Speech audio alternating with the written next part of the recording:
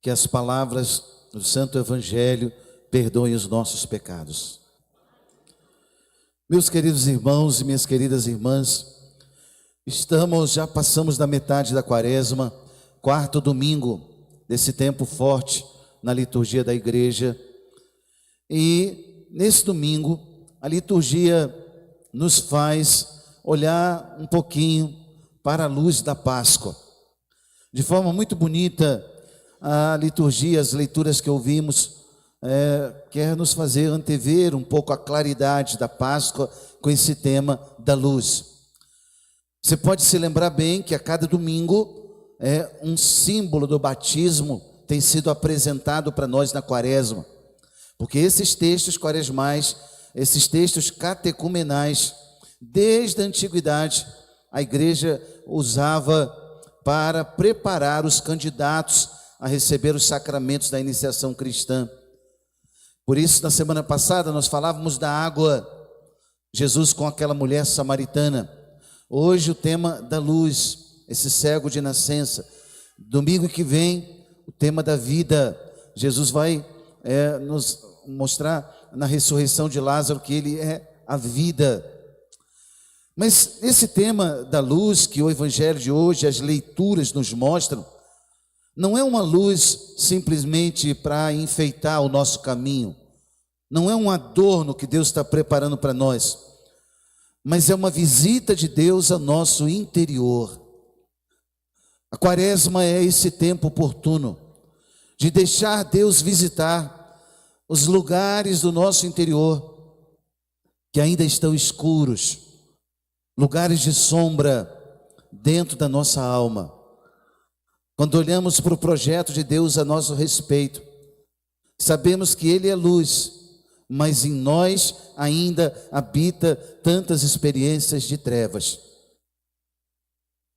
Esse tempo da quaresma é para ouvir com força aquilo que o apóstolo Paulo falava na leitura de hoje.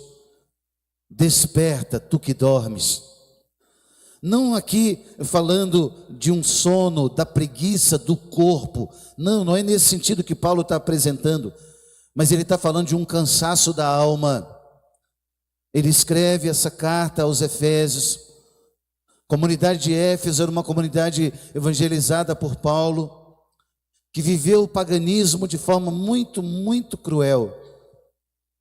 Com tantos cultos idolátricos, tantas bruxarias, tantas formas de prostituição sagrada, formas das mais diversas expressões do paganismo do mundo antigo. Éfeso viveu. E Paulo evangelizou aquela comunidade, vai embora dali e tempos depois escreve uma das cartas, essa carta, para reavivar na comunidade aquilo que tinha sido dado no batismo, a fé. Por isso Paulo escreve essas palavras: outrora eres trevas, mas agora sois luz no Senhor. Comportai-vos como verdadeiras luzes. E aqui Paulo está dizendo para a comunidade de Éfeso e dizendo para nós que o cristianismo, a fé que professamos, ela não é uma teoria, não é uma ideia vaga ou quem sabe uma utopia, mas é a revelação de Deus para a nossa vida concreta. Outrora eres trevas, os costumes, as práticas, o modo de pensar, as culturas. Outrora eres trevas, mas agora sois luz no Senhor. Comportai-vos como verdadeiras luzes.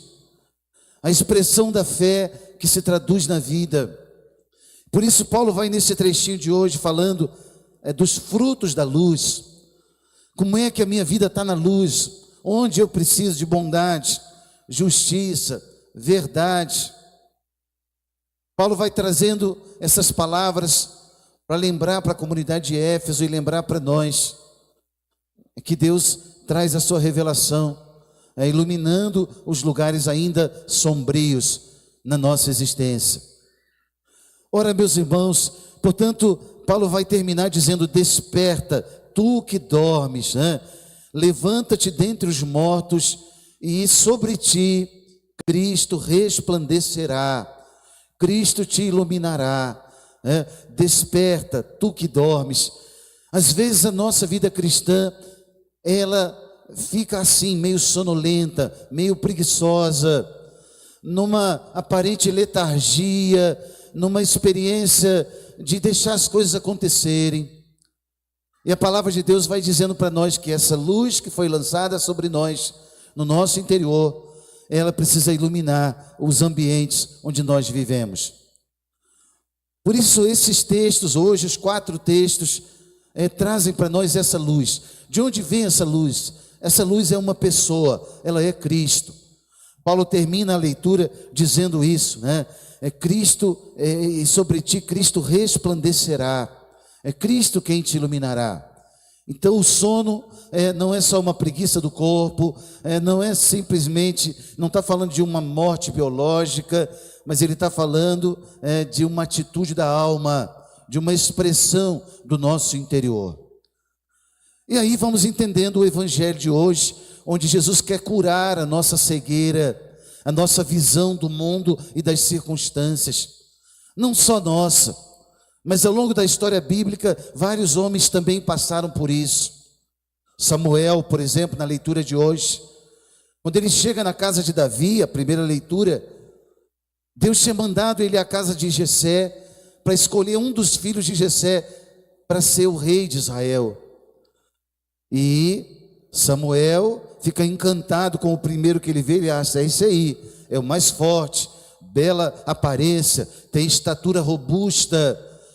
E Deus vai falar no coração de Samuel, curando o seu olhar, dizendo: o homem vê as aparências, Deus vê o coração. O próprio pai, Jessé, vai apresentando os filhos segundo o seu olhar humano.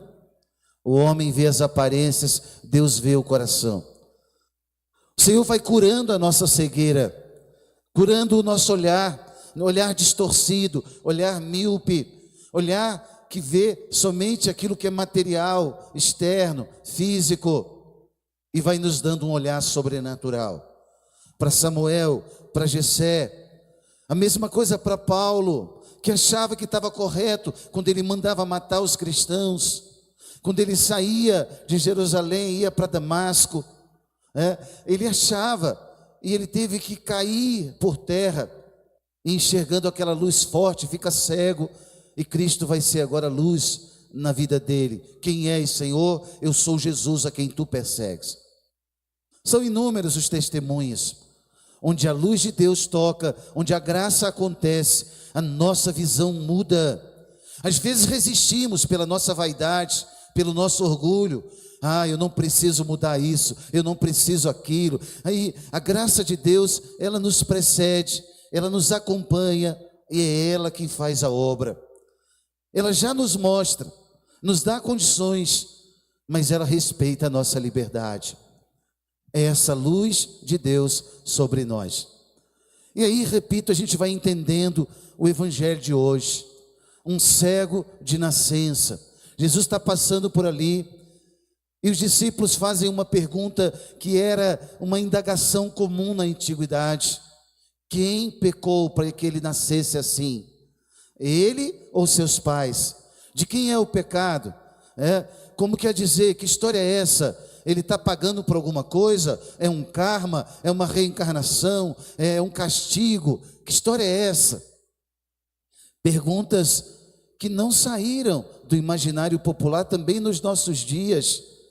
Quantas vezes também ouvimos isso ainda na sociedade contemporânea? Jesus responde já lá: não foi ele nem os seus pais, mas Deus permitiu isso para que se manifestasse as obras dele, para que a obra de Deus acontecesse.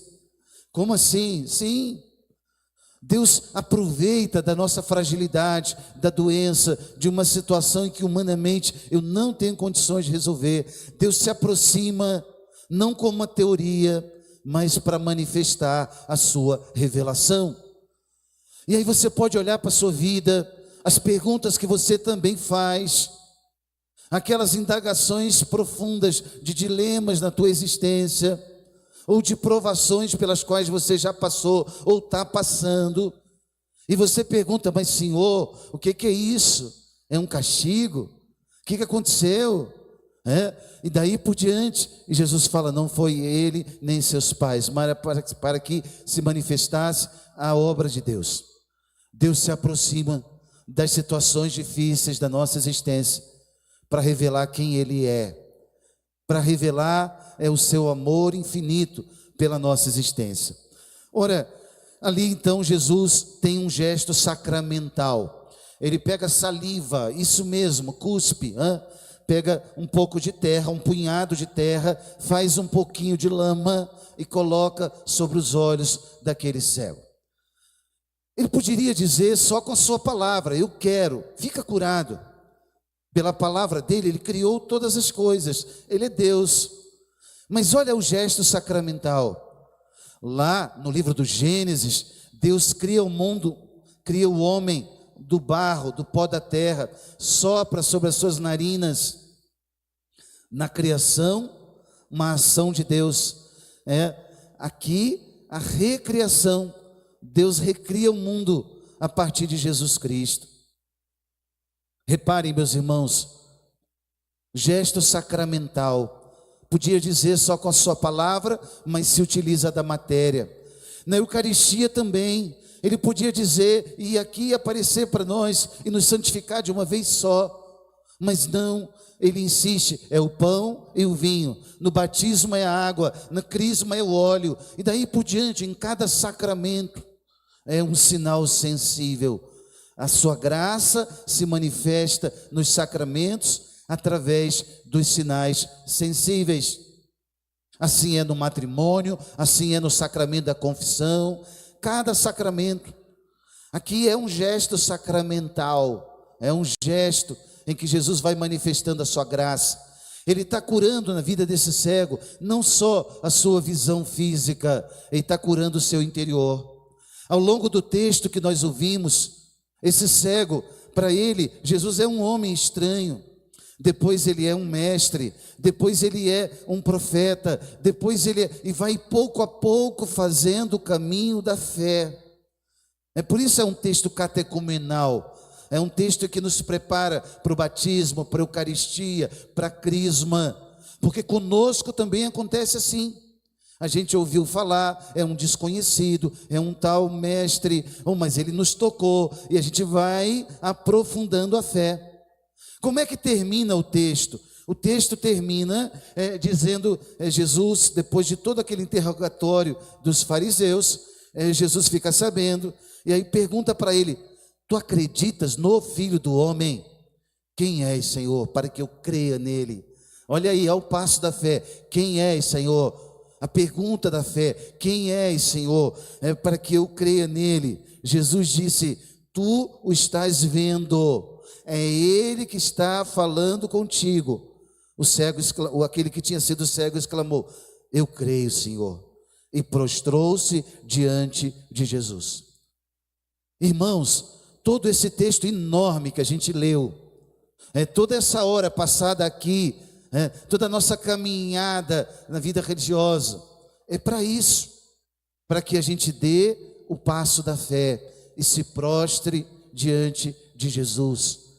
A fé acontece quando o nosso ser se dobra diante do ser de Deus, quando o nosso coração, o centro das nossas decisões, não só os sentimentos, o centro da nossa vontade, quando o nosso coração se dobra diante do querer de Deus. Aí a fé acontece, porque muito facilmente nós nos iludimos com as embalagens religiosas e acha que fazer um punhado de orações, eu já tenho fé. Talvez não. Outras vezes a gente acha, bom, eu já sei a doutrina, eu já estudei tal coisa, eu já tenho fé. Talvez não. A experiência da fé é esse dobrar-se diante do querer de Deus. Por isso esse homem faz um caminho da cegueira física e da cegueira espiritual, agora alguém que enxerga, alguém que está curado, alguém que reconhece Jesus. É essa cura que o Senhor quer fazer em nós. Irmão, deixa eu dizer para você, e aqui eu abro o meu coração, quantos cegos ainda existem na nossa vida católica. Quantos cegos ainda existem dentro das nossas igrejas, que cumprem e obedecem os ritos, mas o coração ainda continua na escuridão, continua no pecado, não se confessa, não quer progredir na vida espiritual, não lê a palavra, não tem obediência a Deus, não vive no temor. Dentro da igreja vive como um anjo, mas lá fora às vezes se comporta como um demônio. Deixa eu dizer, meu querido, não, para nós não vai ser assim. A quaresma é tempo de conversão. Deus está nos chamando ao encontro com Ele. Como Paulo disse também, nós aqui repetimos para nós mesmos: outrora eres trevas, mas agora sois luz no Senhor. Comportai-vos como verdadeiras luzes. É essa a nossa regra de vida. Porque se for para a igreja só para a gente sentar no banco bonitinho, cumprir o preceito dominical, onde a vida não dá fruto, a vida profissional, os meus empreendimentos, a minha experiência de família, contato com os meus amigos, o meu lazer, as formas de cultura que eu vou consumindo, se tudo o que eu vivo lá fora é só paganismo, onde está essa fé? Que fé é essa? Eu me insisto em me chamar cristão, mas ainda vivo como pagão. Não, é o contrário. As escolhas que eu faço para os meus filhos, para o meu marido, para minha esposa, no ambiente do meu trabalho, por que eu vou me destacar ali?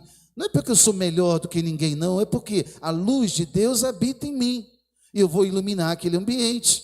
E as pessoas vão rir, zombar, vão fazer chacota, sim, vão fazer brincadeirinhas, ok, mas eu entendi, eu sei porque eu creio, porque a luz de Deus tocou em mim.